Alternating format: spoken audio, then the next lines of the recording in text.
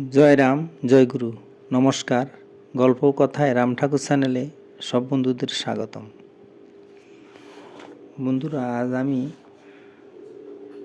একটি গল্প বলবো। ঠাকুর বলেছেন, মূর্খেরা টাকা বাজাইয়া লয় না, সে সম্পর্কে। শ্রীযুক্ত যজ্ঞেশ্বর কর্মকার মহাশয় বললেন, তখন ঠাকুরকে কিছুই বুঝতে পারিনি। প্রসাদ পাবার লোভে ঠাকুরের সঙ্গে সঙ্গে ঘুরতাম, একটু খোল বাজাতে পারতাম, তাই ছোট বড় সকলের সঙ্গে যোগাযোগ ছিল, সকলের আদর পেতাম।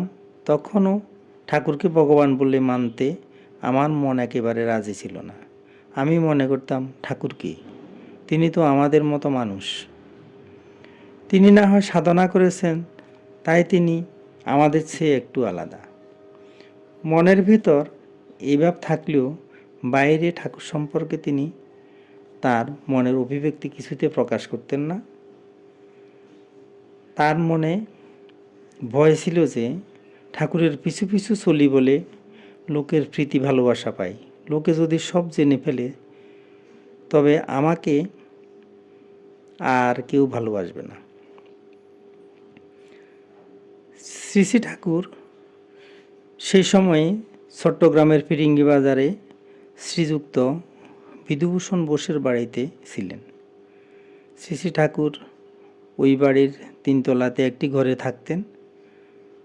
শ্রী শ্রী ঠাকুর থাকা অবস্থায় শ্রীযুক্ত যজ্ঞেশ্বর কর্মকার মহাশয় প্রতিদিন ওই বাড়িতে যেতেন।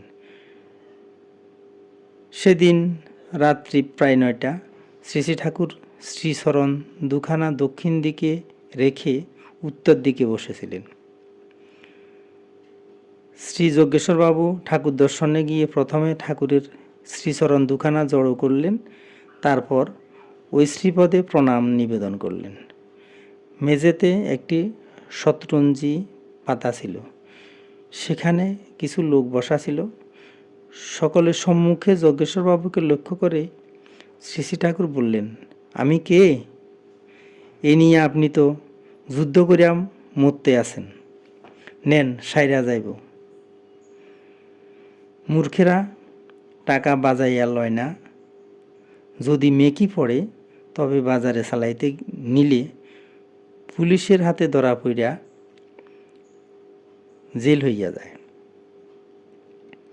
যারা চালাক তারা টাকা বাজাইয়া লয়, ওই ভয় থাকে না। যজ্ঞেশ্বরবাবু খুবই লজ্জিত হয়ে সেদিন ভাবছিলেন, তিনি কে? তাকে মুখ ফুটে কিছু বলতে হয় না, তিনি সকলের অন্তরের খবর রাখেন। তিনি সজল নয়নে আজ আক্ষেপ করেন, সেদিন কেন বুঝতে পারলাম না, আজ বুঝি, অথচ তাকে পাই না।